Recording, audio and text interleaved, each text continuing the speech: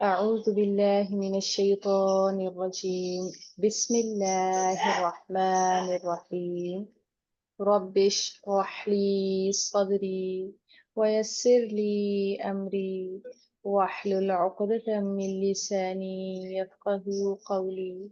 رب زدني علما، اللهم فقهنا في الدين. اللهم إنا أسألك علما نافعا ورزقا طيبا وعملا متقبلا. اللهم انفعنا بما علمتنا وعلمنا ما ينفعنا وزدنا علما. اللهم فقهنا في الدين. اللهم لا سهل إلا ما جعلته سهلا وأنت تجعل الحزن سهلا إذا شئت. اللهم أرنا الحق حقه وارزقنا اتباعه. اللهم أرنا الباطل باطلا وارزقنا اجتنابه. ربي يسر ولا تعسر وتمم بالخير. آمين يا رب العالمين. الحمد لله والصلاة والسلام على رسول الله صلى الله عليه وسلم. السلام عليكم ورحمة الله وبركاته.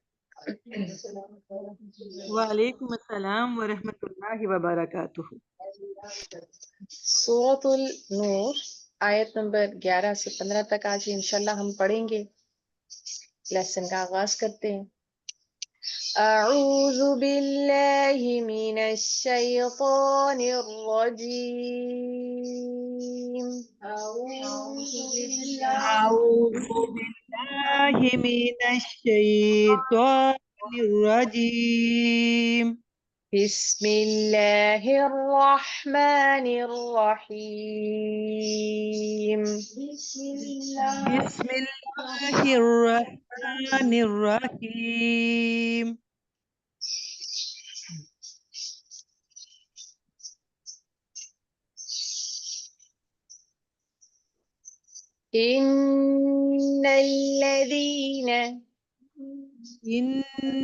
इन्नल्लज़ीना जाऊ जाऊ बिल इफ्की बिल इफ्की उस्बतुम मिनकुम उसबतुम मिनकुम ला तहसबुहु तहसबूहु शर्रन लकुम शर्रन लकुम बल हुवा खैरुल लकुम बल हुवा खैरुल लकुम लिकुल्लि इम्रिइम लिकुल्लि इम्रिइम मिनहुम मिनहुम मक्तसब मक्तसब मिनल इस्मि मिनल इस्मि वल्लज़ी वल्लज़ी तवल्ला तवल्ला किब्रहु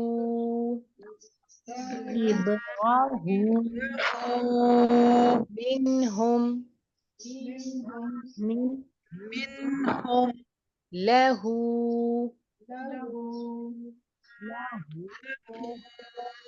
अज़ाबुन अज़ीम। अज़ाबुन अज़ीम। इन्नल्लज़ीन जाऊ बिल इफ्की उस्बतुम मिनकुम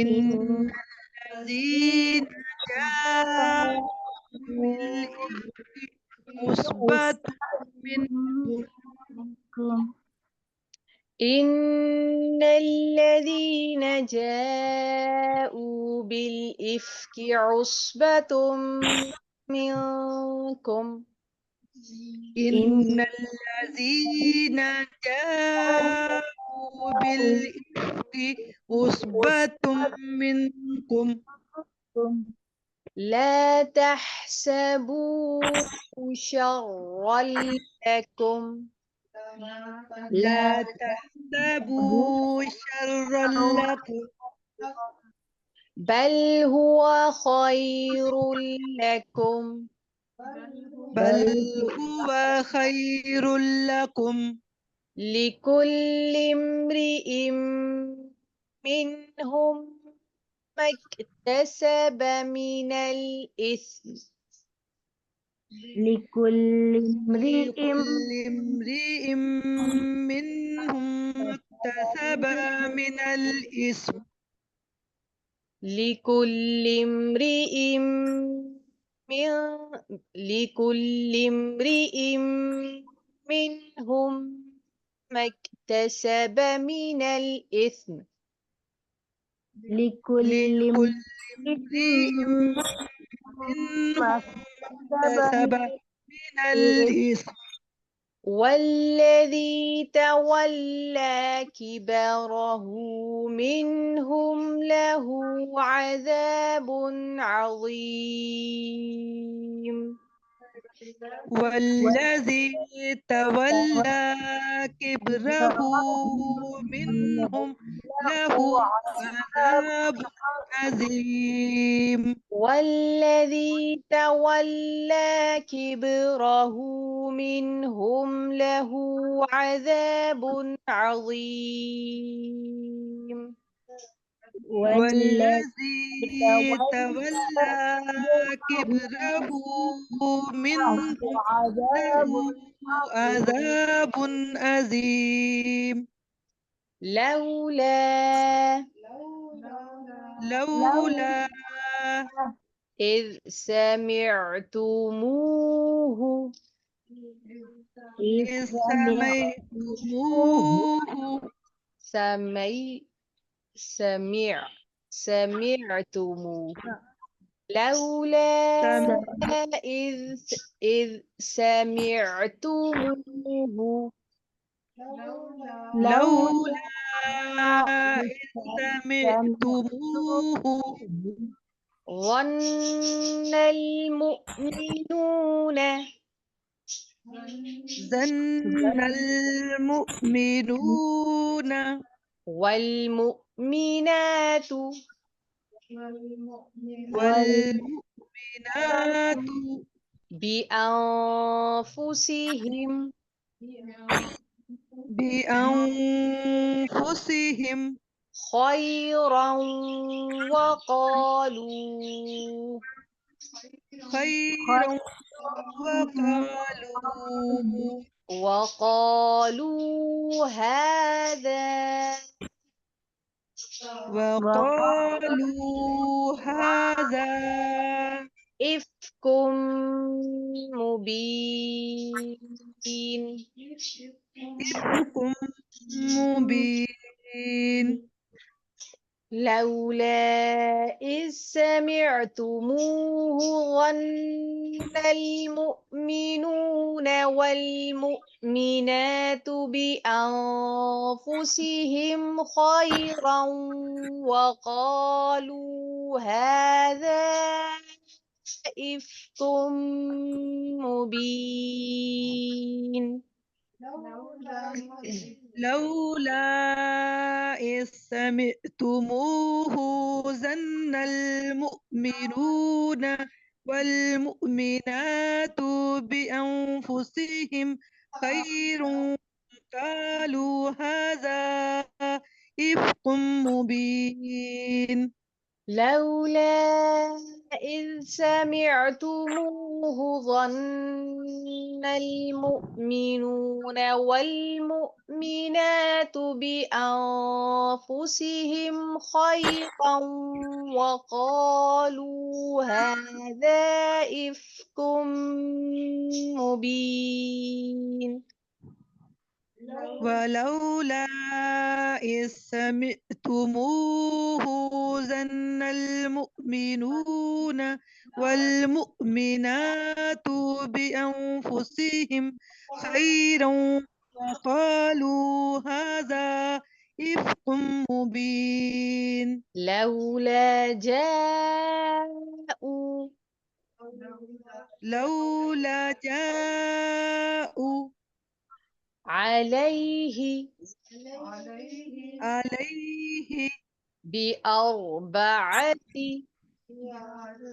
بأربعة شهداء شهداء فإذ لم يأتوا فإذ يأتوا فإذ لم يأتوا فإذ يأتوا بالشهداء بالشهداء فأولئك فأولئك عند الله عند الله هم الكاذبون. هم الكاذبون. لولا جاءوا عليه بأربعة شهداء لولا جاءه عليه بأربعة شهداء. पहली जो आपने गलती की है वो है जा ऊ पे की है और दूसरी गलती आपने शुहदा के ऊपर की है। इनको आप करेक्ट कर लीजिए। शुहदा पढ़ा जाएगा, शुहदा नहीं है। लौला जाऊ अलैहि बिअरबअति शुहदा لولا جاءوا عليه بأربعة شهداء. जाऊ को जरा आप देखिए, यहाँ पर जा के ऊपर मद्दे मुत्तसिल है, इसको आप ज्यादा स्ट्रेच करेंगे 3 से 4 अलिफ के बराबर, और ऊ के ऊपर आप 2 हरकत जितना मत करेंगे, क्योंकि यहाँ पर पेश के बाद वाउ साकिन आ रहा है, यानी कि सबब मद्दा मौजूद है, लेकिन ये मद इंतहाई छोटा है। 2 हरकत तक इसको लंबा करेंगे, उससे ज्यादा इसको ना बढ़ाना है और ना ही इसको घटाना है। लौला जा عليه بأربعة شهداء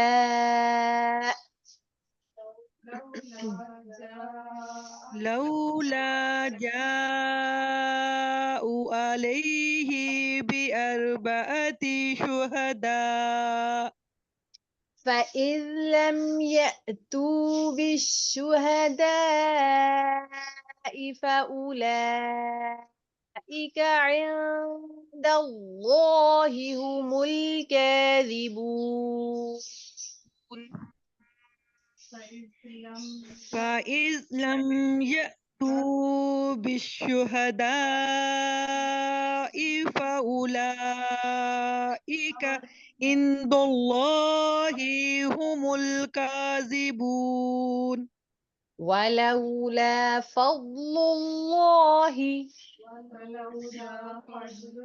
ولولا فضل الله عليكم عليكم ورحمته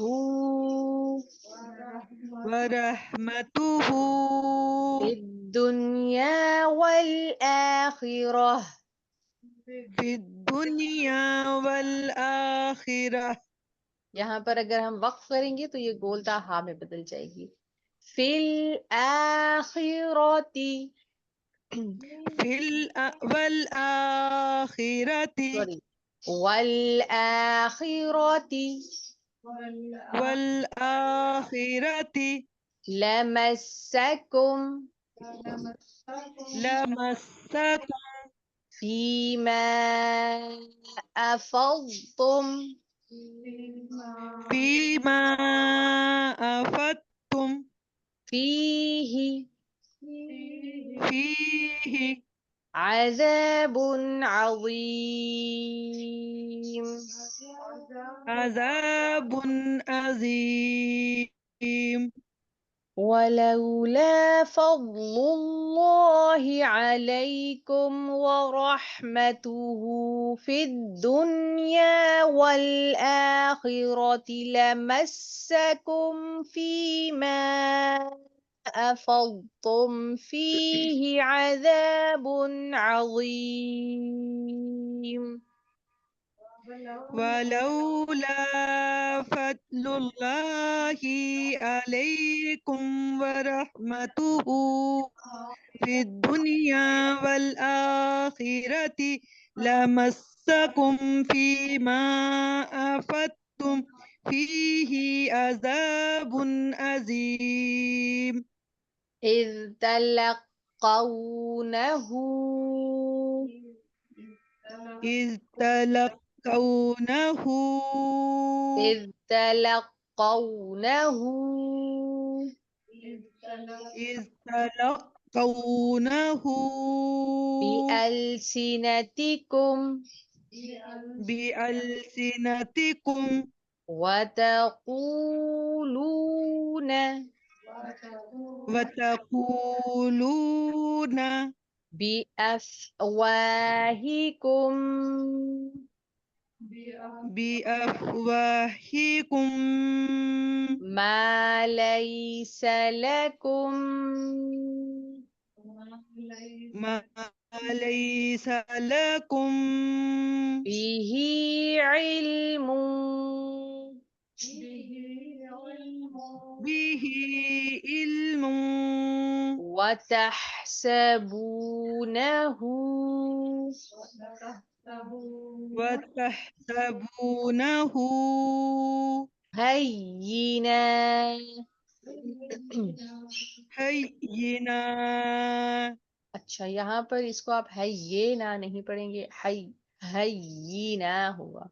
और दूसरा, अगर हम यहाँ पर वक्फ करेंगे तो क्योंकि दो जबर हैं तो एक जबर अलिफ के साथ वक्फ की सूरत में पढ़ा जाएगा। मिलाकर पढ़ने का भी ऑप्शन है आपके पास और वक्फ करने का भी है।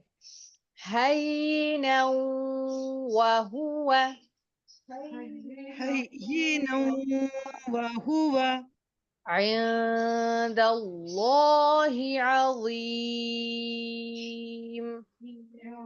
عند الله عظيم. إذ تلقونه بألسنتكم وتقولون بأفواهكم ما ليس لكم به علم وتحسبونه هينا.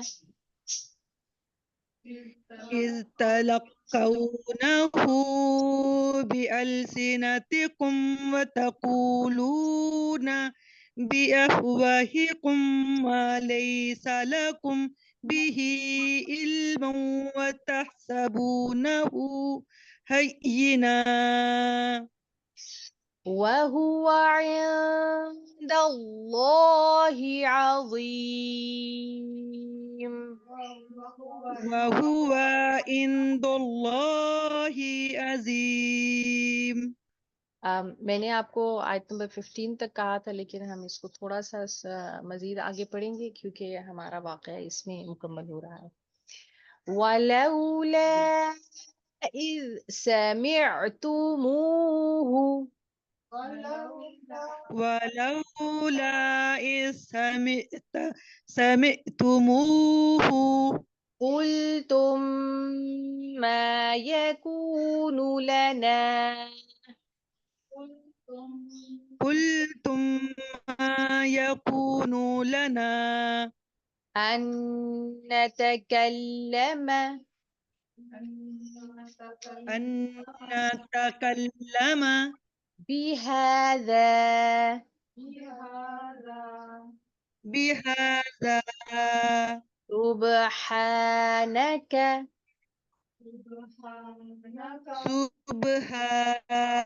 سبحانك هذا بهتان عظيم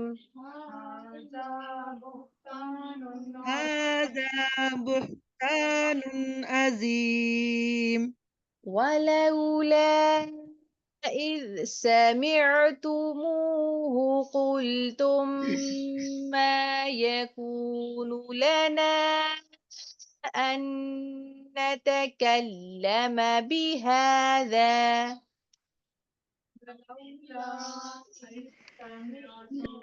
ولولا إذ سمعتموه قلتم ما يكون لنا أن نتكلم بهذا سبحانك هذا بهتان عظيم سبحانك هذا بهتان عظيم يعظكم الله يعظكم الله أن تعودوا أن تعودوا لمثله أبدا لمثله أبدا إن كنتم مؤمنين إن كنتم مؤمنين يعظكم الله أن تعودوا لمثله أبدا إن كنتم مؤمنين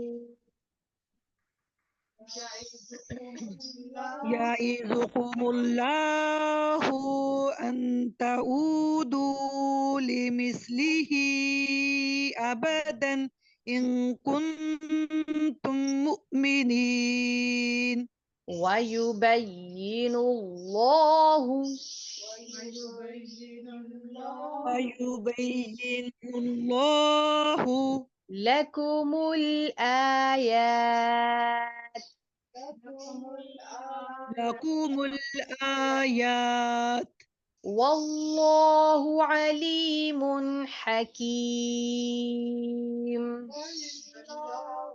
والله عليم حكيم ويبين الله لكم الآيات والله عليم حكيم ويبين الله لكم الآيات والله عليم حكيم سبحانك اللهم وبحمدك نشهد أن لا إله إلا أنت نستغفرك ونتوب إليك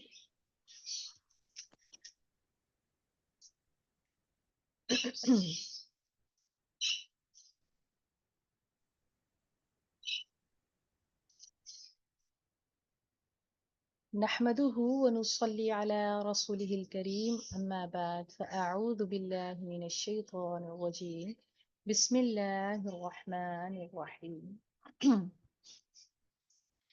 इन الذين बेशक वो लोग जो जाऊ आए हैं बिल इफ की बहतान के साथ।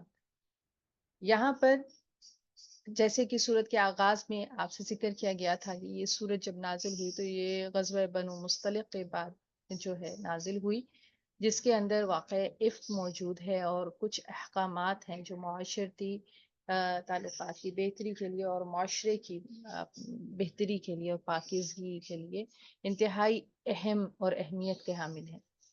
वाक़या इफ का ताल्लुक हज़रत आयशा रज़ियल्लाहु अन्हा के साथ है।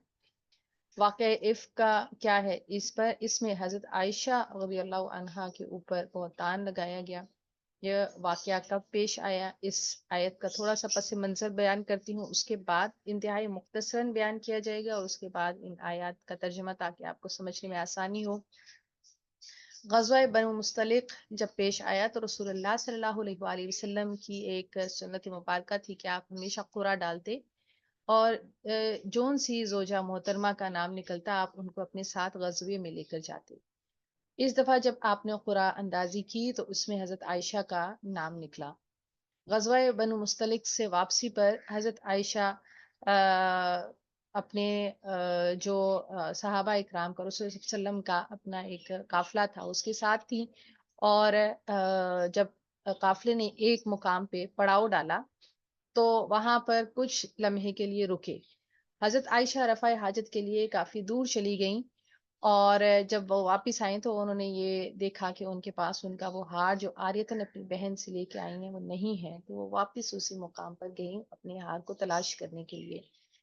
اسی اثنا میں قافلہ وہاں سے روانہ ہو گیا، اور کیونکہ حضرت عائشہ اتنی زیادہ وہ جسامت کے لحاظ سے بھاری بھرکم نہیں تھی، تو جب ان کا قافلہ چلا تو اٹھانے والوں کو یہ پتہ نہ چلا کہ ان کی جو ڈولی ہے اس میں حضرت عائشہ موجود نہیں ہے. تو قافلہ رواں دواں ہو گیا. جب حضرت عائشہ واپس آئیں اپنے مقام پر تو دیکھا تو وہاں پر قافلہ جا چکا تھا، تو وہ اپنے اسی مقام پر بیٹھ گئی.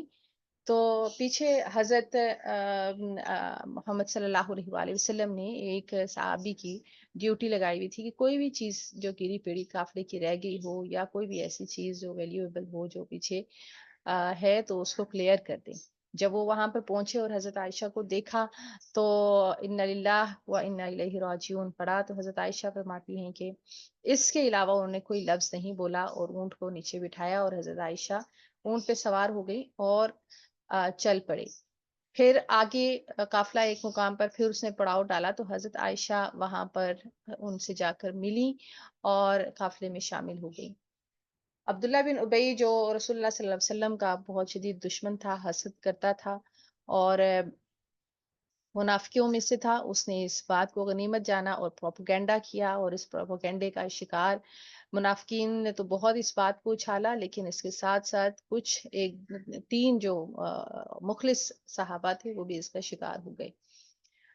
اب اس واقعے کا یہاں پر ہی جو ہے وہ ذکر ہے جس کی براعت رسول اللہ صلی اللہ علیہ وآلہ وسلم اللہ تعالیٰ نے ان آیات کے ذریعے سے رسول اللہ صلی اللہ علیہ وسلم کے سامنے وہ کی کہ حضرت عائشہ ہر قسم کے اس طرح کے عمل سے بری ذمہ ہے، الزام سے یہ بہتان ہے، اور اسی بات کی غمازی کرتا ہے کہ یہ ایک غلط اور فیبریکیٹڈ بات ہے، جھوٹی بات ہے جو گھڑی گئی ہے.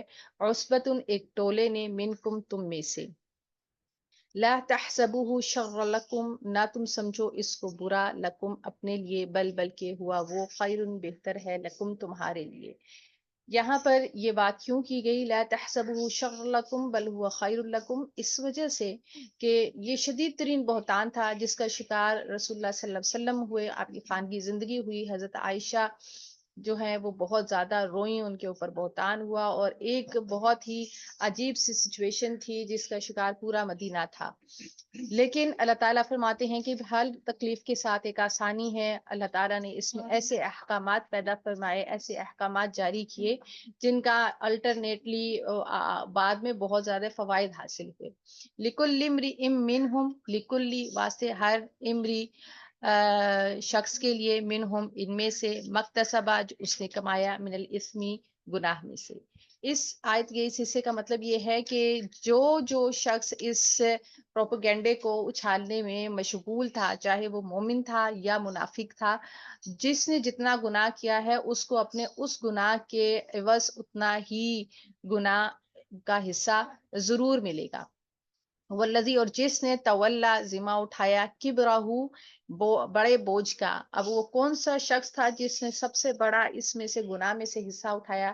اشارہ ہے عبداللہ بن ابی کے ساتھ جس نے اسی پروپیگنڈے کا آغاز کیا اور پھر عبداللہ بن ابئی نے اسی پروپیگنڈے کا آغاز کیا اور پھر اس کو اچھالا اور اس کو بڑھایا تاکہ رسول اللہ صلی اللہ علیہ وسلم کی ذات کے اوپر، آپ کے ازواج کے اوپر انگلی اٹھائی جائے اور اس کو فائدہ ہو۔ منہم، ان میں سے، لہو عذاب عظیم، ان کے لیے بہت بڑا عذاب ہے۔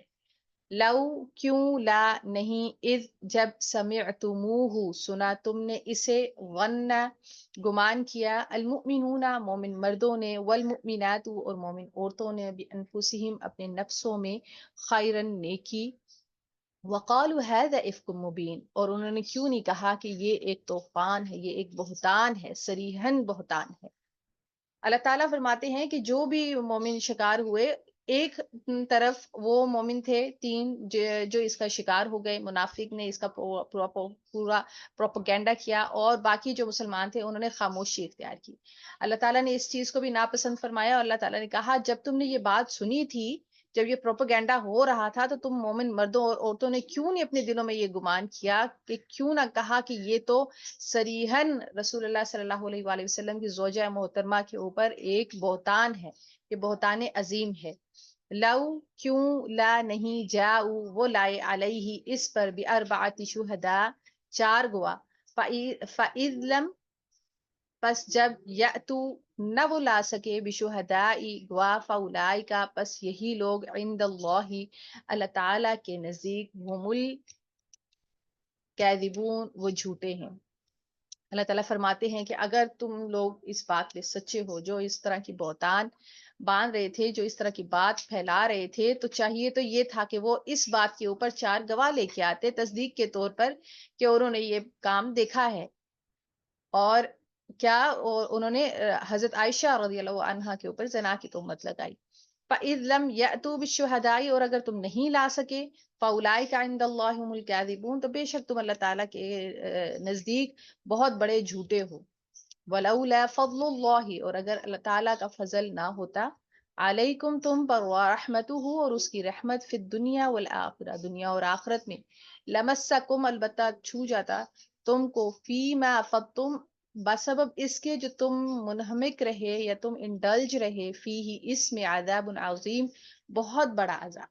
تو اللہ تعالیٰ فرماتے ہیں کہ اگر اللہ تعالیٰ تمہارے اوپر فضل اور کرم نہ کرتا اور تمہارے اوپر رحمتیں نہ ہوتی اللہ تعالیٰ کی، تو دنیا اور آخرت میں تم اس کی شدید ترین سزا بھگتنے والے تھے، لیکن اللہ تعالیٰ نے تمہیں معاف کیا۔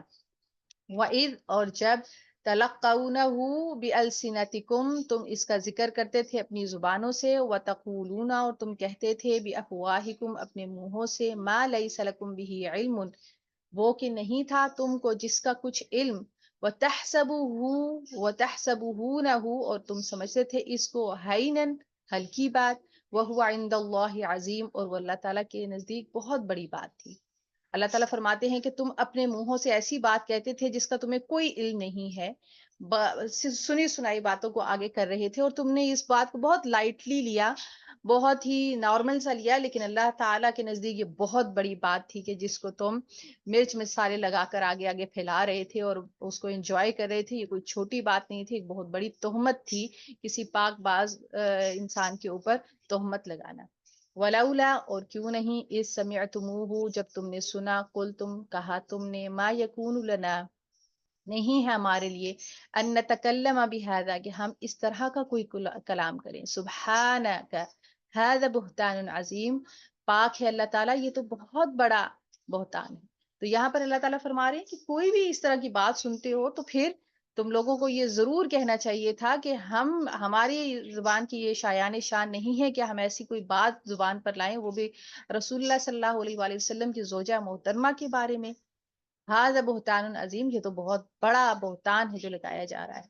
یعظکم اللہ، اللہ تعالیٰ نصیحت کرتا ہے تم کو، ان تعودوا، کہ تم دوبارہ نہ کرنا ایسے، بمثلہ، اس جیسا کوئی کام، ابداً، کبھی بھی، ان کنتم مؤمنین، اگر تم مومن ہو۔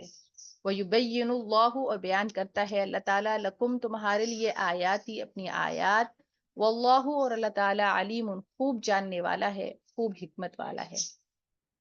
یہاں پر آج کے اس ٹاپک میں حضرت عائشہ کے اوپر جو انہوں نے الزام لگایا اور اللہ تعالیٰ نے اس کی برات نازل فرمائی، سے حضرت عائشہ رضی اللہ عنہا کی ایک شان اور عظمت جو ہے وہ ظاہر ہوتی ہے، اللہ تعالیٰ نے فضیلت ان کو عطا فرمائی۔